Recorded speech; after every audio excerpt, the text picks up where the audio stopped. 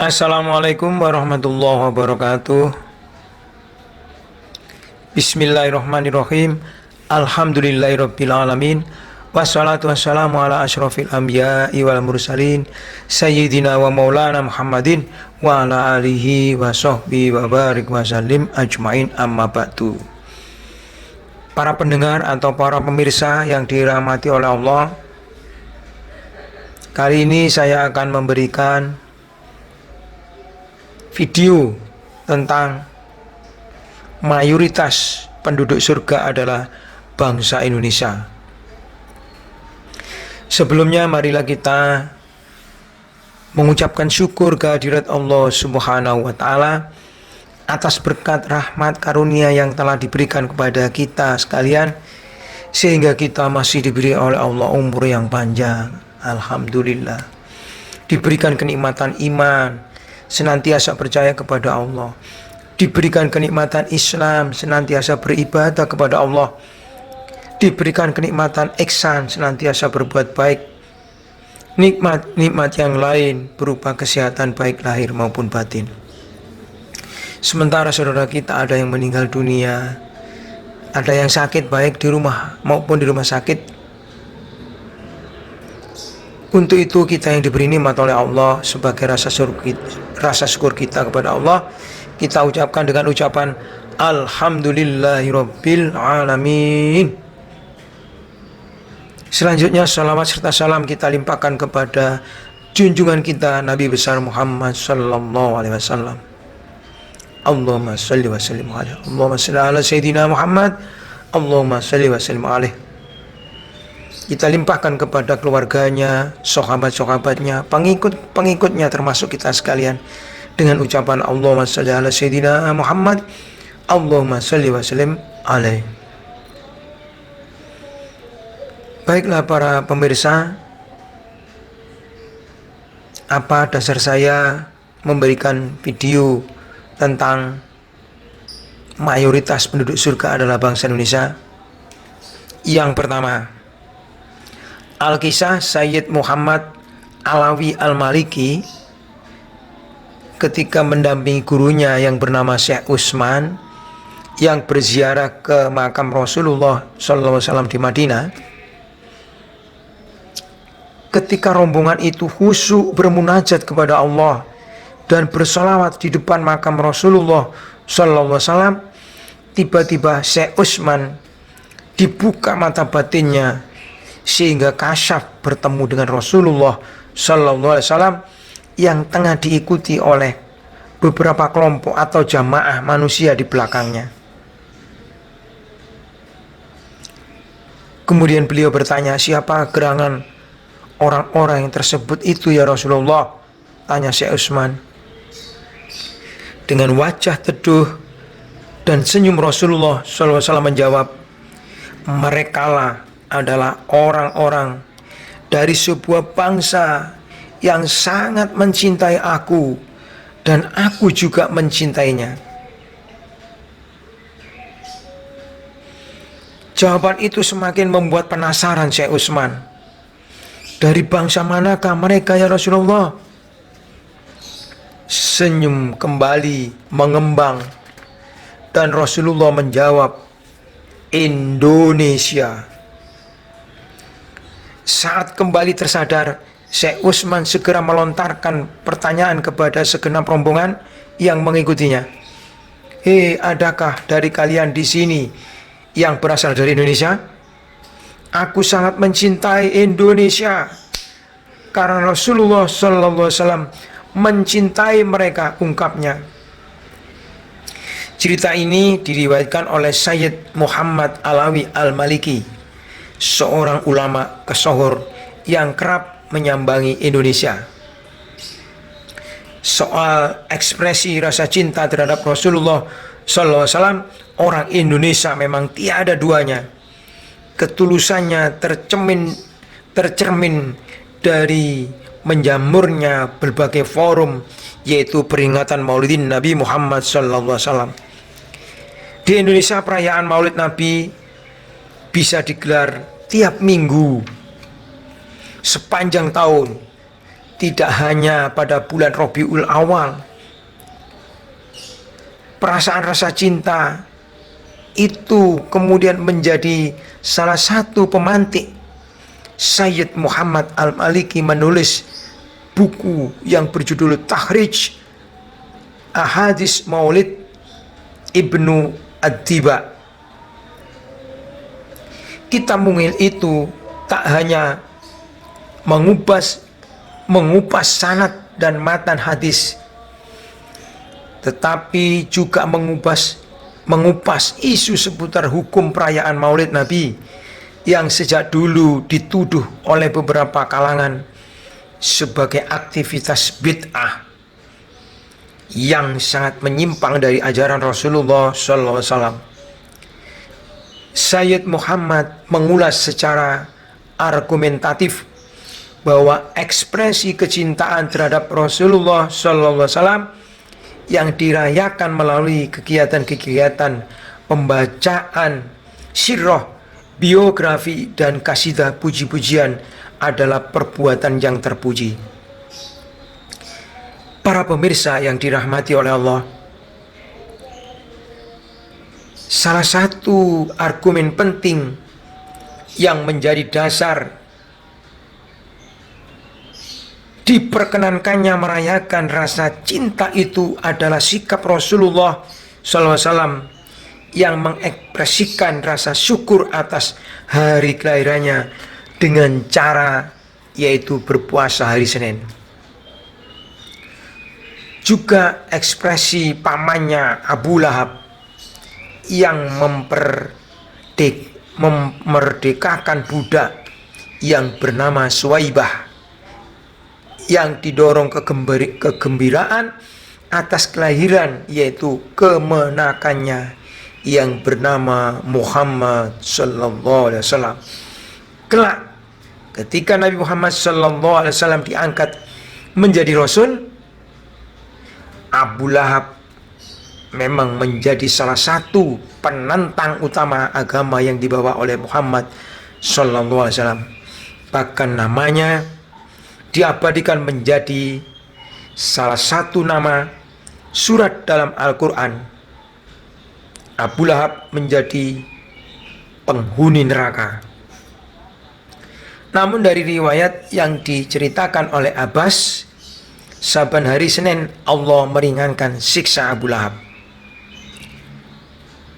Menurut Sayyid Muhammad Alawi Al-Maliki dalam Takhrij Ahadits Maulid Ibnu Diba, yaitu tahun 85, dalam 5 halaman tersebut, hal tersebut maksud saya disebabkan oleh ekspresi kegembiraan dahulu ketika mendengar kabar kelahiran Rasulullah Sallallahu Alaihi Wasallam.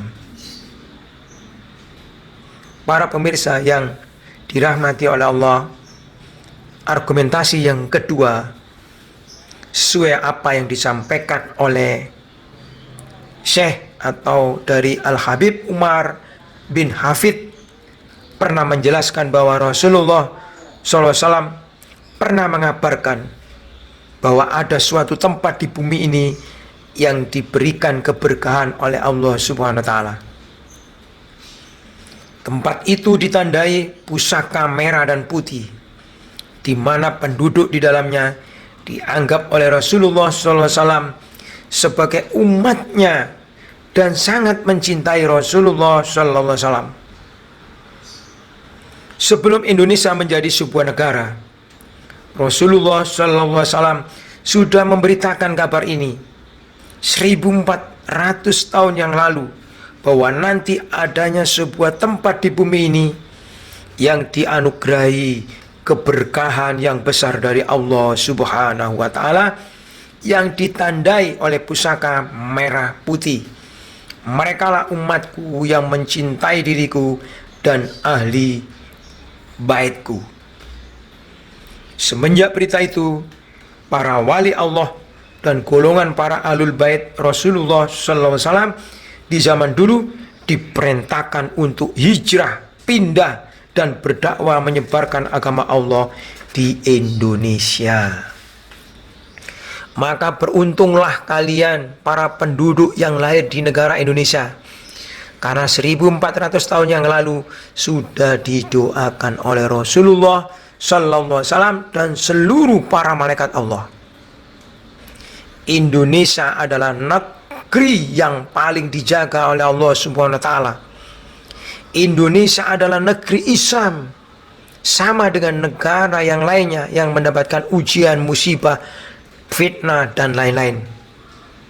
Namun negara Indonesia dengan puji syukur kehadirat Allah SWT dengan mengucapkan alhamdulillahirrabbilalamin bila dibandingkan dengan negara-negara yang lainnya, karena negara yang paling dilembutkan oleh Allah SWT yang masih bergelimang kebajikan di negeri ini.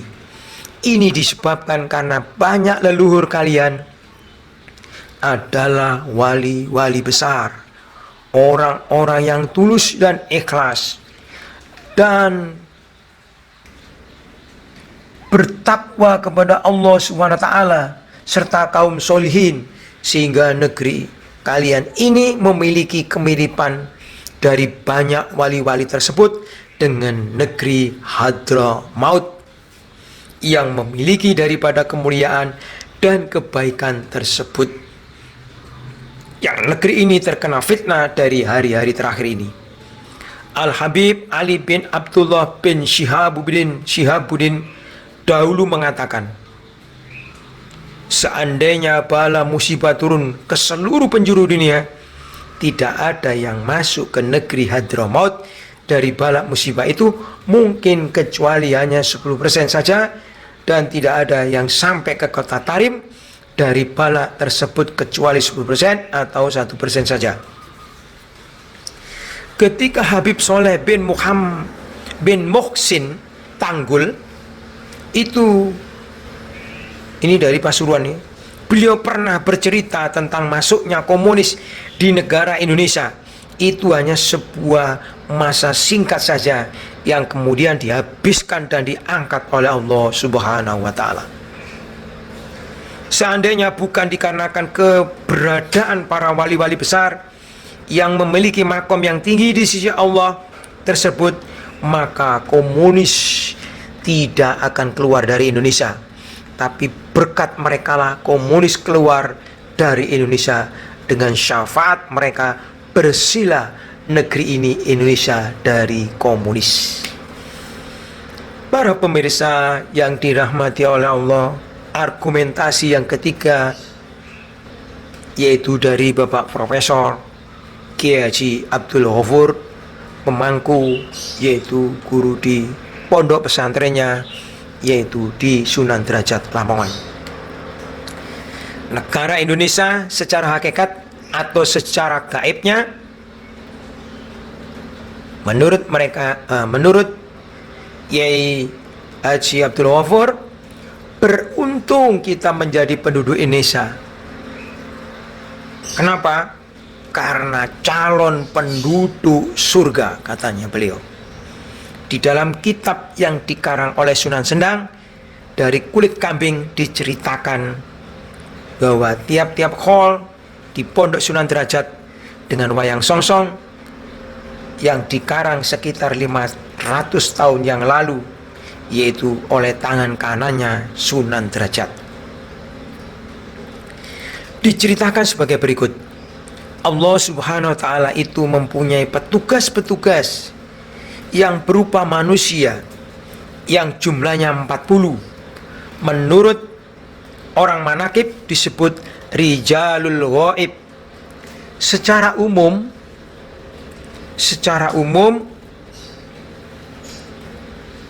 yaitu disebut dengan wali-wali abdal. Para pemirsa yang dirahmati oleh Allah, wali abdal jumlahnya 40 itu, misalnya meninggal satu, diganti satu.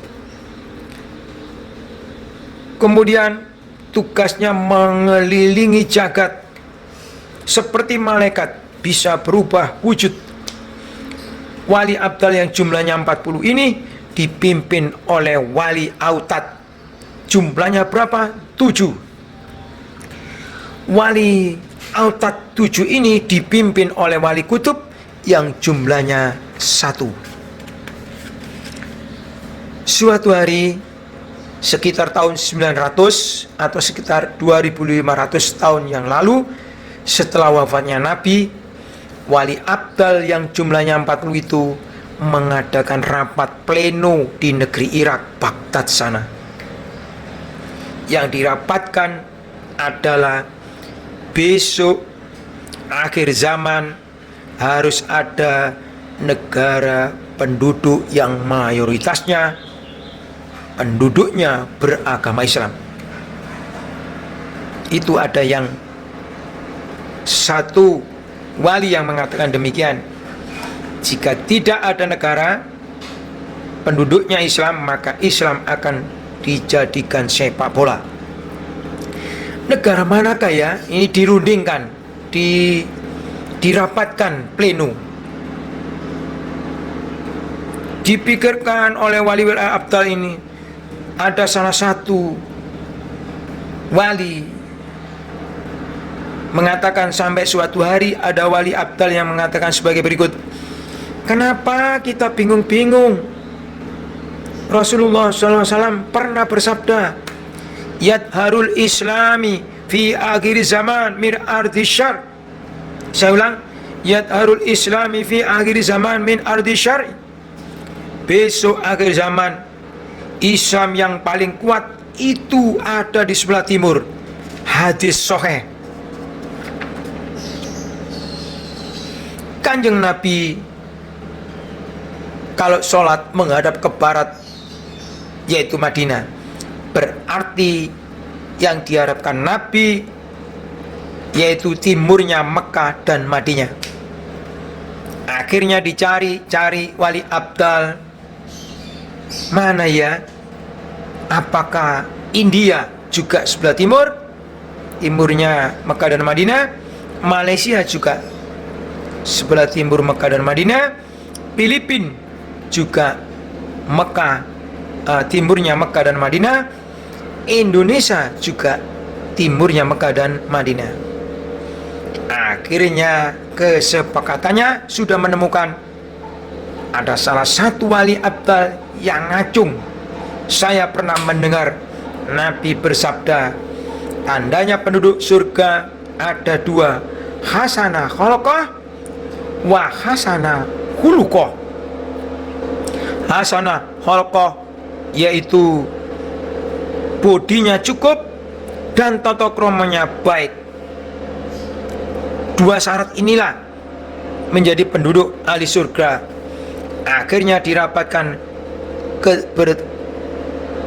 ketetapan, yaitu ditemukan, yaitu negara Nusantara. Indonesia waktu itu belum ada. Para pemirsa yang dirahmati oleh Allah, tidak ada di dunia ini tata krama yang baik, tata krama yang baik melebihi orang-orang Jawa atau Indonesia. Tidak menambahkan dan tidak mengurangi. Kata beliau, yaitu Bapak Profesor Haji Abdul Ghafur. Omongannya dengan boso orang Jawa itu. Orang sedunia yang bisa boso hanyalah orang Jawa. Selain Jawa nggak ada. Seperti Inggris nggak bisa boso. Arab tambah nggak bisa. Bahkan bilang sama kakaknya aja anta, gurunya aja anta, apalagi dengan Allah anta atau ente. Kalau orang Jawa tidak. Kalau dengan saudaranya Riko, dengan kakaknya sampean, dengan ayahnya panjenengan. Jadi di dunia ini yang bisa boso hanya orang Indonesia, yaitu orang Jawa, lainnya nggak ada.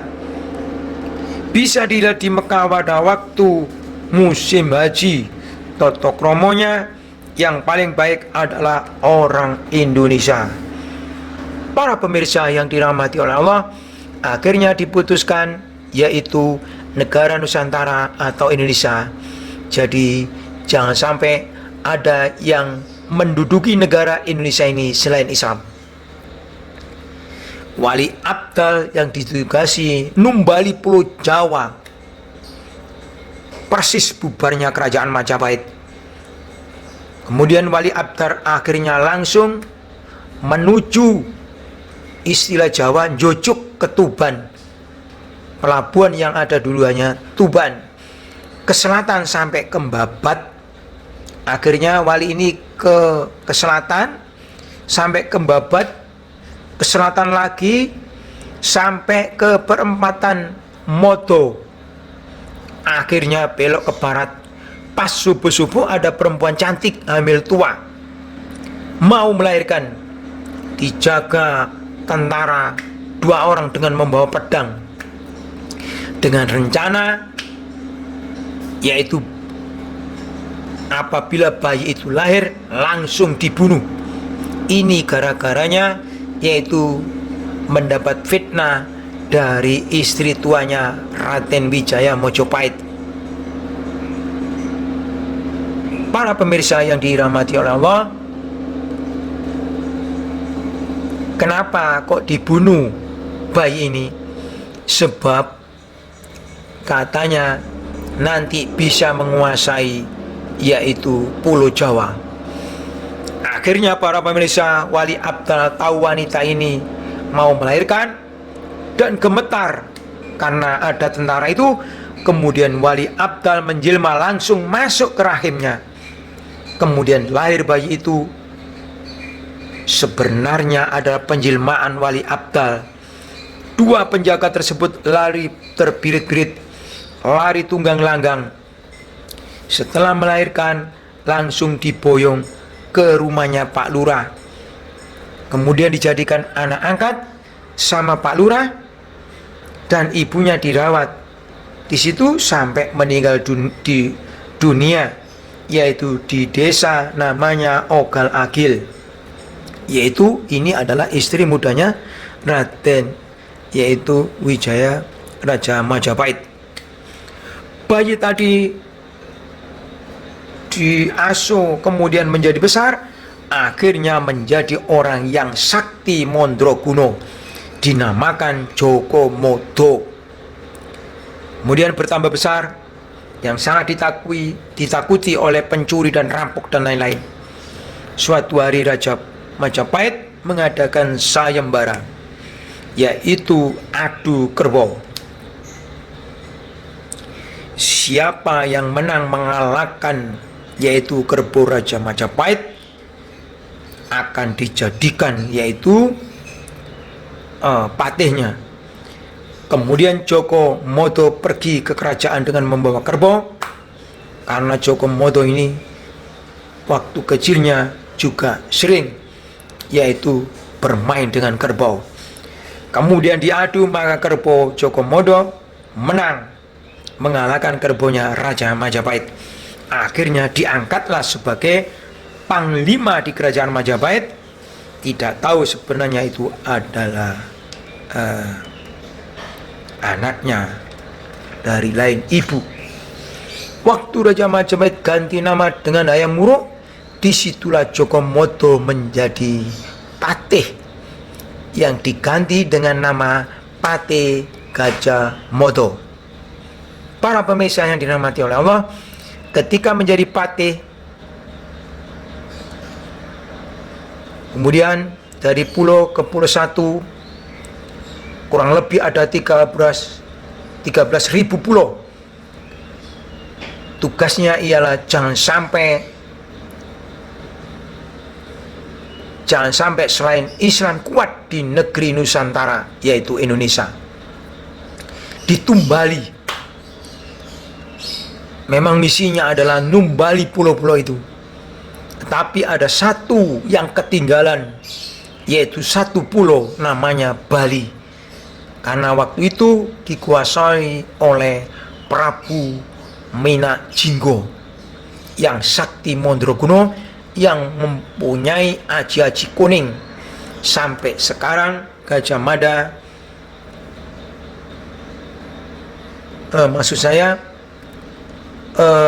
dikuasai oleh Prabu Minak Jinggo yang sakti mandraguna yang mempunyai aji-aji kuning. Bali sampai sekarang yang tertinggal belum ditumbali. Kemudian Gajah Mada selesai sudah numbali Nusantara, maka wafatlah yang mana kuburannya tidak diketahui.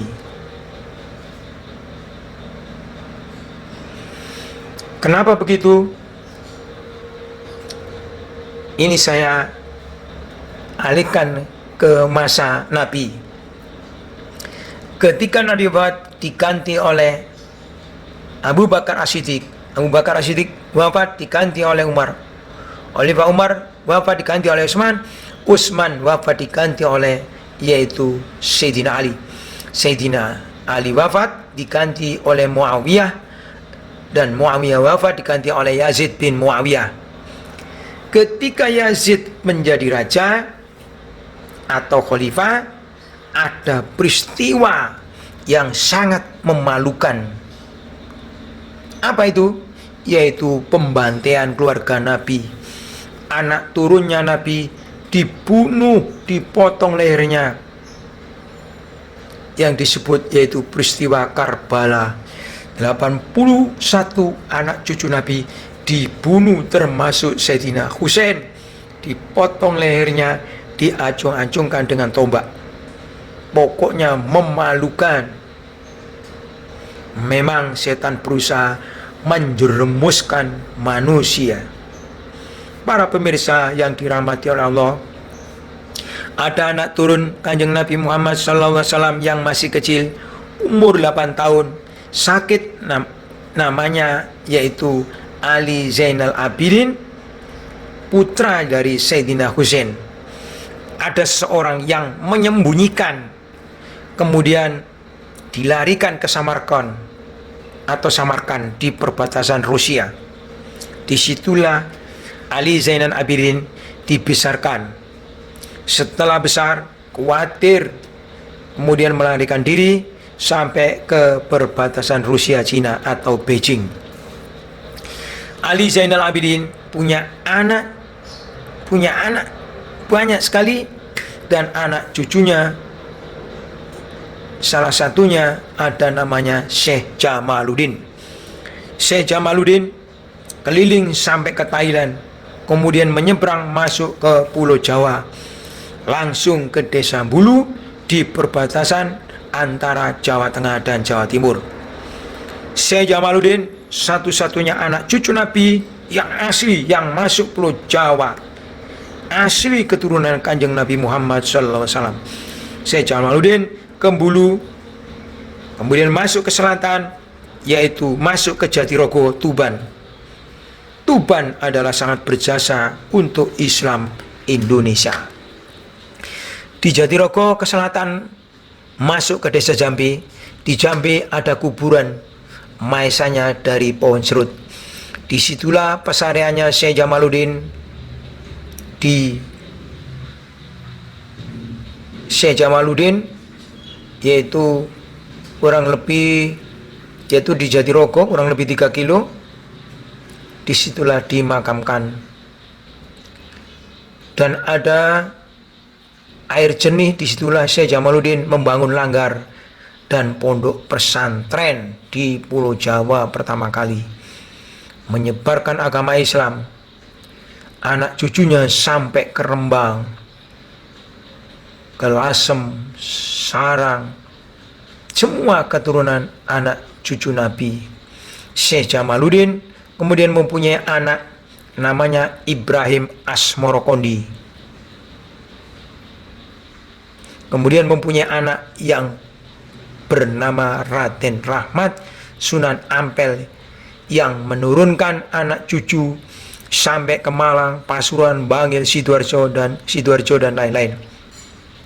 Raden Rahmat Sunan Ampel punya anak, diantaranya adalah Raden Qasim, yaitu Sunan Derajat. Kemudian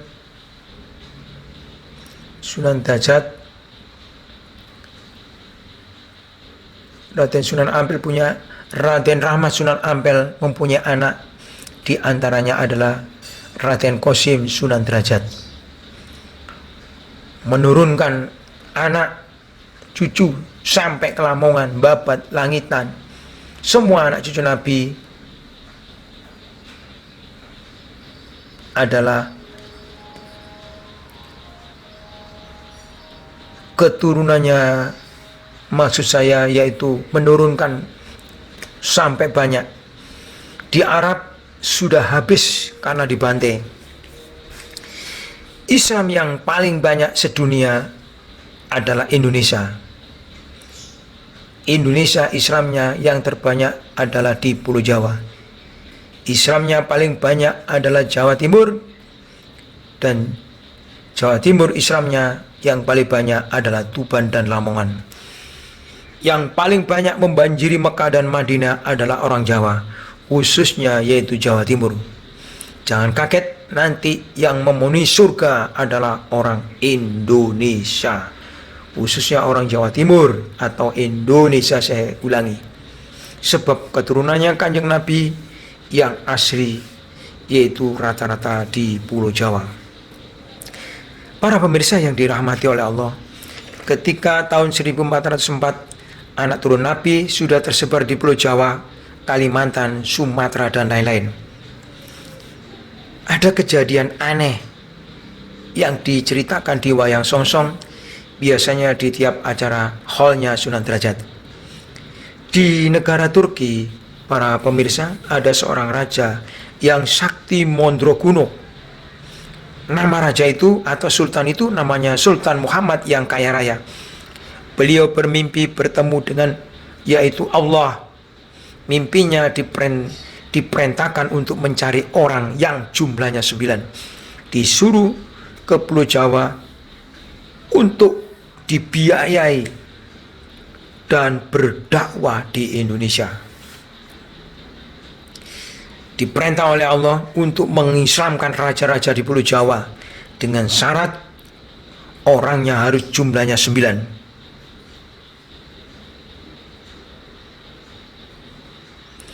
Syarat yang kedua, tidak boleh dengan kekerasan. Jadi penyebarannya atau dakwah ini tidak boleh dengan kekerasan. Jika dengan kekerasan, maka pasti kalah. Sebab orang Jawa banyak yang sakti Mondrokuno. Ketika istilahnya Jawa itu ngelilir ya, langsung bangun Sultan Muhammad ini, memanggil ajudannya atau penasihatnya yang bernama Syekh Subakir. Akhirnya mencari orang jumlahnya 9. Ternyata semuanya adalah waliullah. Jumlahnya 9, yaitu wali periode pertama. Jumlahnya 9 antara lain Syekh Maulana Malik Ibrahim, Syekh Maulana Ishaq, Syekh Maulana Ahmad Jamaluddin Kubro, Syekh Maulana Muhammad Al-Maghribi, Syekh Maulana Malik Israfil, Syekh Maulana Ali Akbar, Syekh Maulana Hasanuddin, Syekh Maulana Aliuddin, dan Syekh Maulana Subakir. Kemudian dalam wali periode kedua, Wali Songo, yaitu mengatur Islam di Pulau Jawa. Kenapa kok harus jumlah 9? Menurut hitungan ramalan Jawa, ya, Abajun, menurut perhitungan itu Abajun, Alif Ba Jim itu jumlahnya 3. Jawa Abajun 3, maksud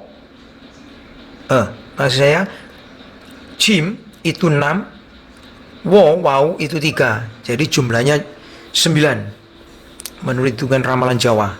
Jadi 9. Semua kerajaan besar pastilah jumlahnya adalah 9.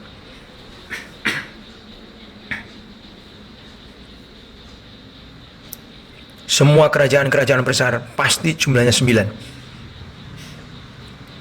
Indonesia, para pemirsa, jumlahnya 9.